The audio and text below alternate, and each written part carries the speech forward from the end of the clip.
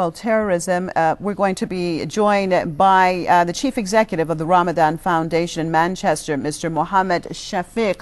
Thank you so much for being with us, Mr. Shafiq. Now, why has Europe in general failed to deal with these anti-Islamic networks that the Norwegian terrorists call suicide cells?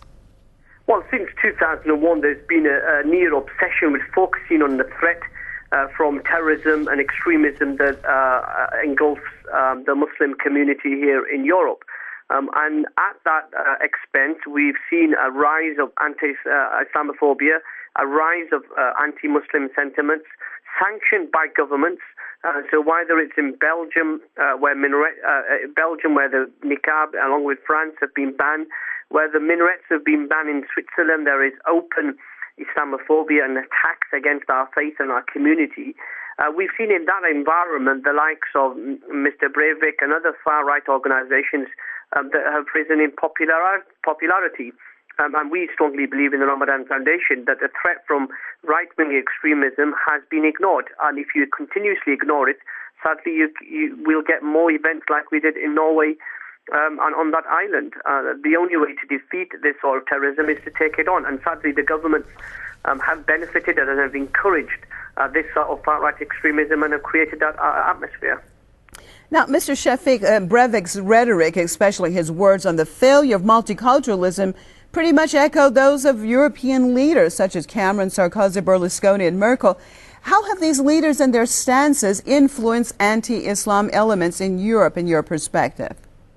Well, we know very clearly that we've seen a lurch to the right in Europe, where we've seen Prime Minister Cameron, German Chancellor Angela Merkel or President Sarkozy. And it's quite easy if you want to jump on a bandwagon and demonize Muslims and attack our faith and our symbols and our community. And so, yes, these governments have got to take some responsibility for their inaction. The Norwegian country, I've been there twice, is a tolerant society that prides itself on liberal democracy. And one of those great attributes, if you like, of liberal democracy is that people have the right to live their life the way they choose. And sadly, there seems to be one rule for Muslims and one rule for everybody else. And if we continuously ignore the threat from these far-right neo-Nazis and extremists, then we will see further attacks. And you know, the other thing I think for the international viewers is to understand is that Islam is under attack.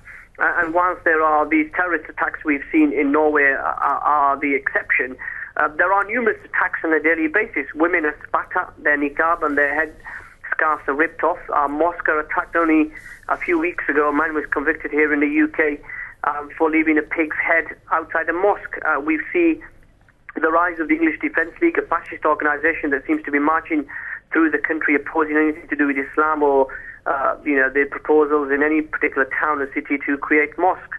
And so that's the environment that has been created by the politicians and in particularly by the media as well. What you've got to see is a clear understanding that the media have got to take its responsibility very seriously.